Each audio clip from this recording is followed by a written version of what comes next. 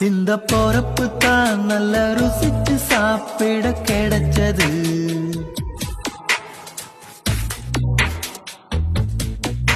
அத நினைச்சுத்தான் மன உலகம் முழுவதும் பறக்குது.